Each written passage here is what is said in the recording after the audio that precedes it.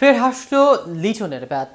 সিলেটকে গুড়িয়ে দিয়ে বিপিএলে দ্বিতীয় জয় তুলে নিল ঢাকা ক্যাপিটালস। চলমান বিপিএলে অবশ্যই নিজেদের দ্বিতীয় জয়ের দেখা পেয়েছে ঢাকা ক্যাপিটালস। টানা 6 ম্যাচে পরাজয়ের পর সপ্তম ম্যাচের প্রথম জয় পান তারা। সোমবার নবম ম্যাচে সিলেট স্ট্রাইকার্সকে 6 রানের ব্যবধানে হারিয়ে ৬৮তে দ্বিতীয়বারের মতো জয়ের স্বাদ পেল লিটন দাসের দল। ঢাকার দুর্দান্ত এই জয়ের মূল ভূমিকা রেখেছে মূলত কোন কোন তারকা, বিস্তারিত থাকছে প্রতিবেদনের বাকি অংশে।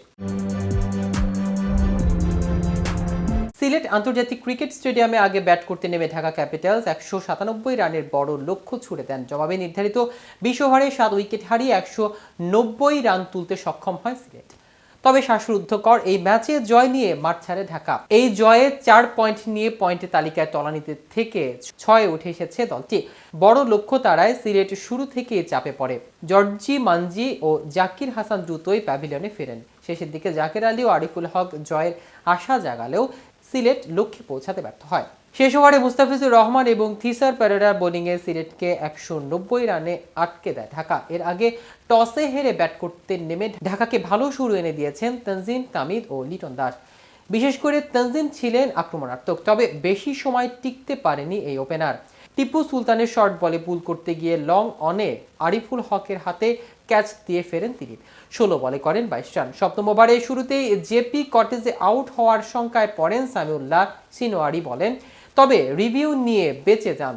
কিন্তু এরপর সুবিধা করতে পারেননি। ২ বল পরই সুইপ করতে গিয়ে ব্যাকওয়ার্ড স্কোয়াড লেগে জাকের আলীর হাতে ক্যাচ দিয়ে ফেরেন।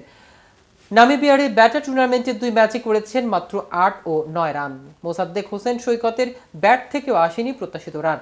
সিনোয়ারি অফ স্ট্যাম্প ঘেঁষা ফুল টসে ডাউন দ্য গ্রাউন্ডে শট খেলতে গিয়ে লং অফে অ্যারন জোন্সের হাতে ক্যাচ তুলে দেন। ৭ বলে মাত্র ৪ রান করে ফিরে যান মোসাদ্দেক। দলীয় ৬২ রানে তৃতীয় উইকেট হারান ঢাকা। এরপর দলের হাল ধরেন লিটন দাস ও সাব্বির রহমান। তাদের ব্যাটে এগিয়ে যেতে থাকে ঢাকার ইনিংস। ১৪তম ওভারে ঢাকার স্কোর ছুঁয়ে ফেলে ১০০ রান।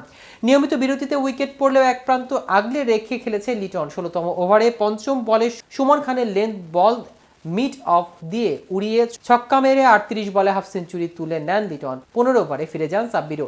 ২১ বলে ২৪ রান করেন তিনি। তার বিদায়ের ভাঙে লিটনের সঙ্গে তার ৪২ রানের জুটি। পঞ্চম উইকেটে থিসারাকে নিয়ে এগোতে থাকে লিটন, যদিও শেষ পর্যন্ত থাকতে পারেনি তিনি। ৪৮ বলে ৭০ রান করে রুয়েল মিয়ার শিকার হয়েছেন। একটু পর গেছেন থিসারাও। ১৭ বলে ৩৭ রান করে ফেরেন। এরপর ফারমানুল্লাহ শাফি ও মুকিদুল ইসলাম মুগ্ধ মিলে ঢাকার সংগ্রহ পৌঁছে দেন ১৯৬ রানে। তো ভিউয়ার্স, ভিডিও সম্পর্কে আপনাদের কোনো মতামত থাকলে আমাদের কমেন্ট করে জানাতে পারেন। সাথে সাথে নিয়মিত আপডেট পেতে কেটিভি ক্রিকেটের সাথে থাকুন। ধন্যবাদ।